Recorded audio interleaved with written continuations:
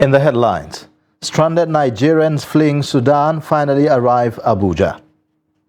Troops of the Nigerian army rescue 2 NGO workers, 3 others in captivity in Borno. Passengers stranded at Imo Airport over NLC strike. And on the foreign scene, Kenya opposition suspends protest after agreement with government. Hello and welcome to the news update on Trust TV. I am Ayuba Ilya. Thanks for joining.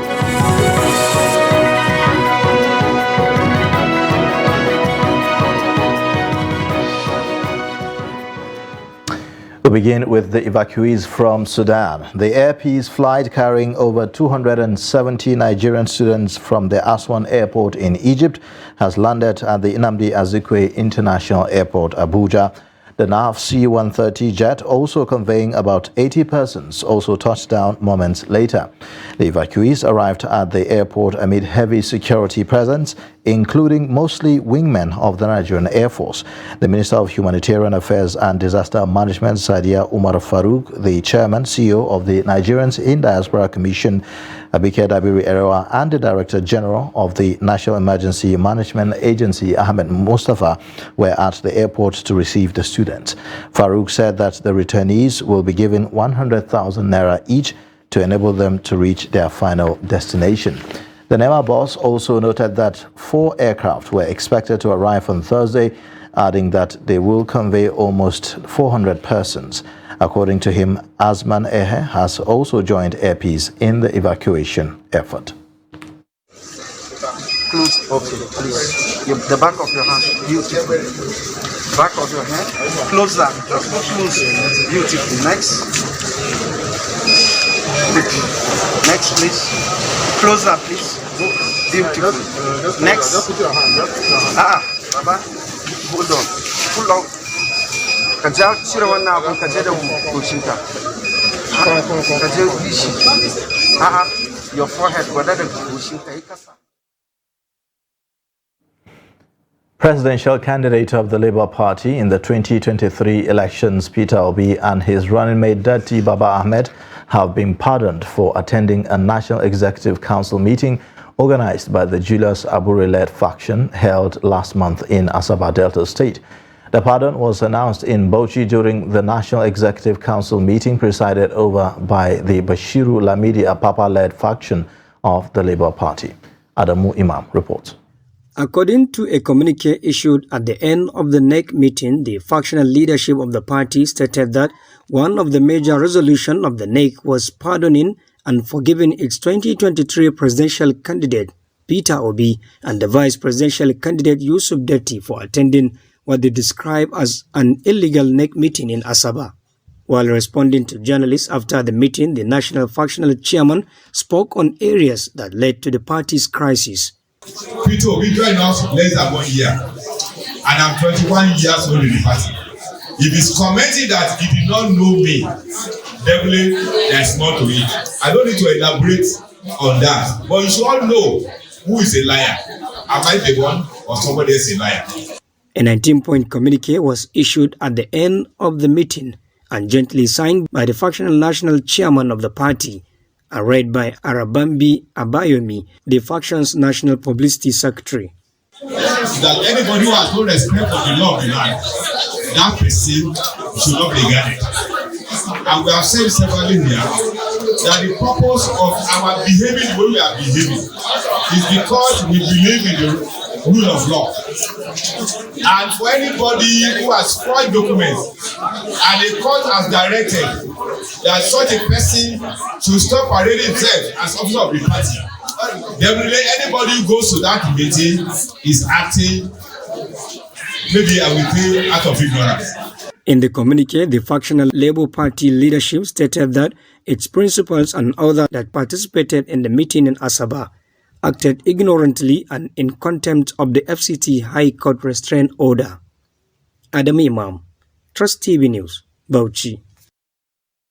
Still in Bauchi, the State Election Petition Tribunal has received 45 petitions from aggrieved candidates and political parties on the concluded governorship, national and state House of Assembly elections. This is contained in the list of petitions pasted at the tribunal on Thursday. According to the document, 4 of the petitions are challenging the declaration of Governor Bala Mohammed as winner of the March 18 governorship election in the state. The petitioners include the New Nigeria People's Party and its governorship candidate Haliru Jika, and the All Progressives Congress and its governorship candidate, former Chief of Air Staff Sadiq Abubakar. Others were the Allied People's Movement and the People's Redemption Party and its governorship candidate Ahmed Umar Farouk. Also, 26 of the petitions were for the State House of Assembly election, 10 for the House of Representatives and 5 for the senatorial elections conducted on March 18 and February 25, respectively. Troops of the Nigerian Army have rescued 2 out of the 3 humanitarian staff working with the Family Health International abducted by the fighters of the Islamic State of West African Province. Security sources disclosed this to Daily Trust on Thursday. It disclosed also that 3 humanitarian workers and 2 security guards were abducted at the guest house of the NGO in Fatoko village near Gamborungala town, Borno State. One of the sources revealed that the 2 NGO workers were released on Wednesday, but one of the 8 workers and the 2 security guards were still in captivity. There is no official statement from the military or the organization since the news of the abduction broke out. The Deputy Governor of Borno State, Usman Kadafur, says that poverty and beliefs of misguided religious clerics are responsible for insurgency in the northeast. The Deputy Governor stated this when the Nigerian Institute for Security Studies visited him in Maiduguri. He explained that the uneducated population's reliance on the teachings of clerics with half-baked knowledge contributed to the rise of terrorism in Borno State. He said that there is need for increase in access to basic education to help in promoting religious tolerance and countering extremist ideologies. Members of the security agencies and various organizations, even including United Nations, are part of the DDR program that we have been running in the state. And I believe with such programs of the DDR, the radicalization process, it is yielding result, and a lot of insurgents have surrendered. Those who are forcibly conscripted, have undergone a lot of screening processes and integrated back to their communities. Some minors, some who have been kidnapped, and a lot of people. Based on our team, trying to see how globalization is being experienced, particularly in Borno State, in terms of the security challenges you have been facing, we felt it necessary to come and interact with the people of Borno State, the officials, the NGOs, the common people in Borno State, so that for ourselves, we can put down in writing that, look, what we are hearing, either the negativity of Borno State is not what's happening in Borno State. I can also do. A 5-year-old girl, Amina Usman, has been defiled by her 30-year-old neighbor, Mukhtar Zakaria, in Ongwanri community of Jos North local government area of Plateau State. The incident, according to the parents of the victim, occurred on April 20th when the rapist took Amina to an alley close to the area and defiled her. Adu Musa reports. This is Amina Usman, a primary 1 student who was raped by her neighbor. According to the parents of the victim, this is the second time such incident is befalling the family. They have vowed not to take it lightly with Mukhtar. Narrating how the incident occurred, Amina's mother, Aisha Muhammad, said the suspected rapist had taken Amina out as a friendly neighbor who visited them frequently, but ended up defiling her. Mukhtar is our neighbor, and he sometimes eats from the house. I was busy with domestic chores when Amina went out. I was calling her to come back, but she refused. Unknown to me, he took Amina to a narrow passage and raped her. It was her elder sister, Ummul Khair, who had gone out on an errand that suddenly saw Mukhtar defiling Amina. We immediately reported the case to vigilantes, who took him to the police station. The mother father says she is still traumatized due to the incident. I am still in pain due to what has happened to my daughter. Whoever is found guilty of offense should be punished accordingly. The father of the victim, Usman Ismail, described it as a painful experience. I am really saddened because this is not the first time such ugly incident is happening to my daughter. It has happened to her sister in the past. People then came and begged me to forget about it. I left everything. But this time, I will not leave it. I am calling on the authorities to do the needful, to ensure that the culprit is punished. Although the police is yet to respond to Trust TV's inquiry regarding the incident, it was gathered that Mukhtar is currently at the Criminal Investigation Department of the State Police Command. Ado Musa, Trust TV News, Jos. The Nigeria Immigration Service has rescued 18 suspected victims of human trafficking in Kano metropolis. The NIS Assistant Controller in the state, Yayaji, confirmed that the development on Thursday in Kano. He said that personnel of the service rescued the victims on April 26 at about 1:30 p.m. at Zaria Road and Kuruna Rijer Lemu along Kano-Katsina Road. According to Yayaji, the victims aged between 21 and 43, comprising 4 males and 14 females, were intercepted while on their way to Libya through Niger Republic. He said that the victims hailed from Edo, Ogun, Oyo, Ondo, Enugu, Lagos, and Delta State, adding that they had been handed over to the National Agency for the Prohibition of Trafficking in Persons to be reunited with their families after counseling. Stakeholders have made case for the access to health to reduce avoidable deaths in Nigeria. They argue that primary health care enables health systems to support a person's health need, from health promotion to disease prevention, treatment, rehabilitation, palliative care, and more. Noel Samson reports. Health, they say, is wealth. But access to health in Nigeria could be difficult or expensive, particularly for the rural poor. The 4 major pillars of primary health care, they say, should be made available are community participation, appropriate technologies, and support mechanism.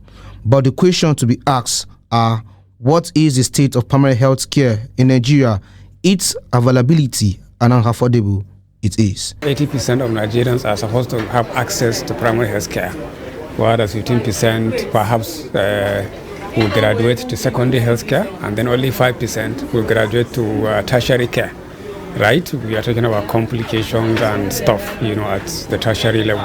But for us, there is PHC transformation, massive one currently ongoing. First of all is access to services, which is again an issue for everybody. I think we should be able to provide service to everybody whenever and wherever they are. It's not in the state that you would expect. Whenever people are ill, the first port of call for them to access healthcare should be primary healthcare. But there have been concerted efforts by the government to improve services in primary healthcare. One thing, there's been a lot that's been tried, and yet some of the primary healthcare outcomes we've not achieved what we'd like to achieve. And we're asking ourselves the question, what is the issue? What is going on? So structurally, I think there is some progress to be made, but there are quite a lot of behavioral factors at play as well. However, strategies to be adopted to make primary health care services more friendly to people were highlighted. No community is the same in Nigeria. No state is the same in Nigeria. So we have to start with, first of all, that agree what is affordable and appropriate to the context of each setting. The responsibility of every Nigerian to ensure that you support the current initiative of primary health care transformation in the country. One, demand-side issues. People should demand for primary health care services. The current revitalization, the World Development Committees will be available, and these are the gatekeepers, will ensure functionality of these primary health care centers. The financing will enable more people to have access to it in terms of their access to basic services. The human resources for health, of course, is an important aspect. We need a lot of stakeholder engagement. We need to better understand what services that people want and how they want it. Primary health care helps to increase access to health services, which is particularly important for isolated or deprived population groups that may not have the means to access these services otherwise. Noel Samson, Trust TV News, Abuja. You're watching the news update on Trust TV. Coming up shortly, we take a look at why rural women return to school after marriage. Details and more after the break.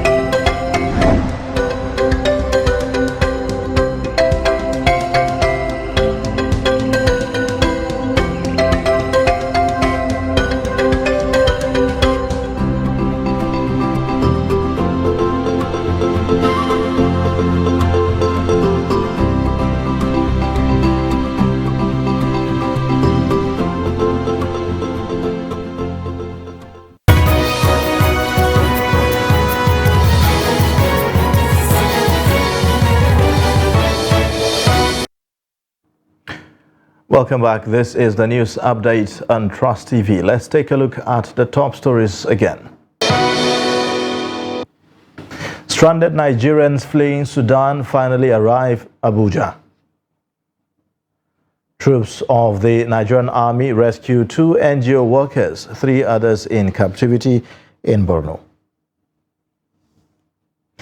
Now, the strike embarked upon by the Nigerian Labour Congress in Imo State has left many passengers stranded at the Sam Mbakwe International Cargo Airport in Owerri.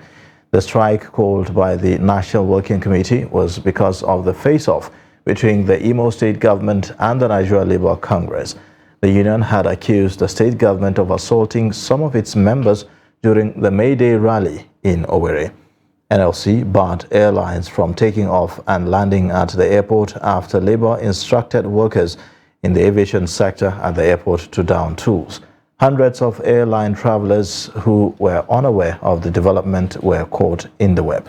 At the Sam Mbakwe Airport and the Murtala Mohammed International Airport, where the Labour Union had also declared a no-flight to Owerri action, flights to and from Imo State have been seriously disrupted, forcing passengers coming to Imo State to make alternative arrangements.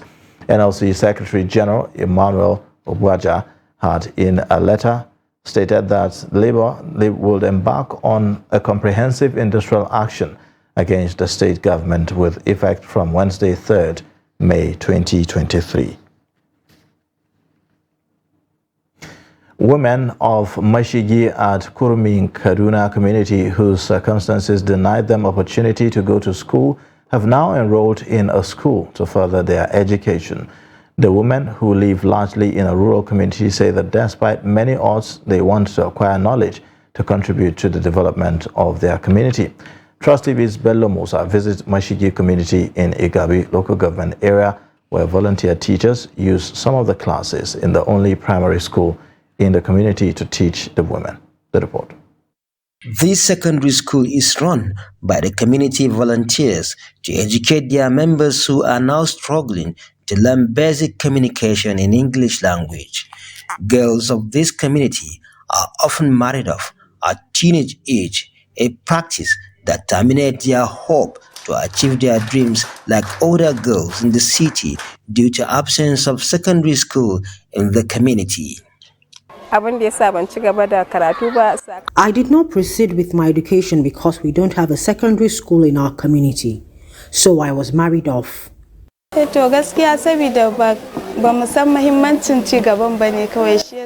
not know the importance of education. That is why we couldn't further our education after marriage. Crossing the river is an obstacle that discourages parents from sending their daughters to secondary school in the city.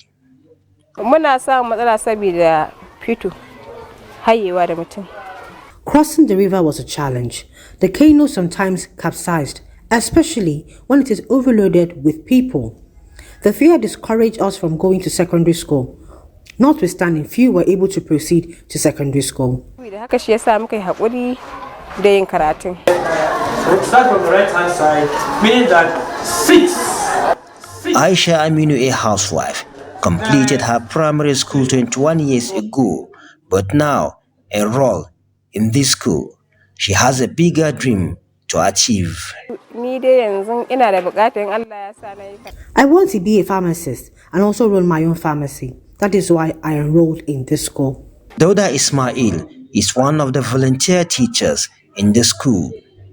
When we sat down, we see that let us apply for the government to come and approve the secondary school here.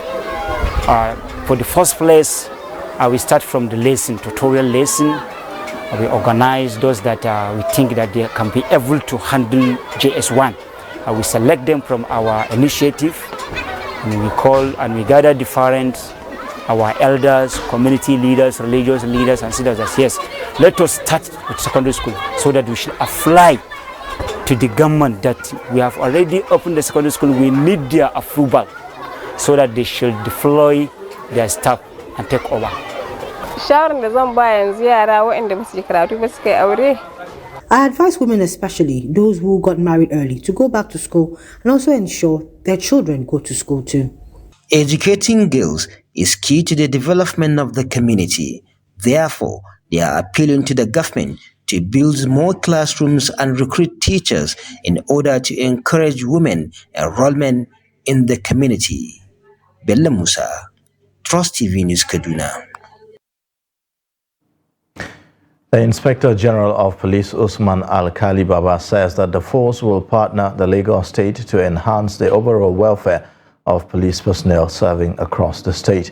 The Force Public Relations Officer Adejobi Olumuyiwa stated this on Wednesday in Lagos while briefing journalists at the police headquarters in Ikeja. The report. The partnership between the police and the Lagos State government follows recommendation that the poor condition of some police barracks in the state does not pass the structural integrity test. To this end, the police says it will demolish, redevelop and reconstruct 25 police barracks and facilities across Lagos State. The first public relations officer, Adejobi Olumuyiwa, at the briefing stated that the project is being funded by the police, adding that modalities will be put in place to ensure that the beneficiaries are actually those residing in the barracks. They maintain sanity in barracks, they maintain decorum in barracks. So not that we are just reconstructing or we are regenerating these barracks. We are going to inject modern ideas. We are going to enforce our laws of barrack laws to the fullest.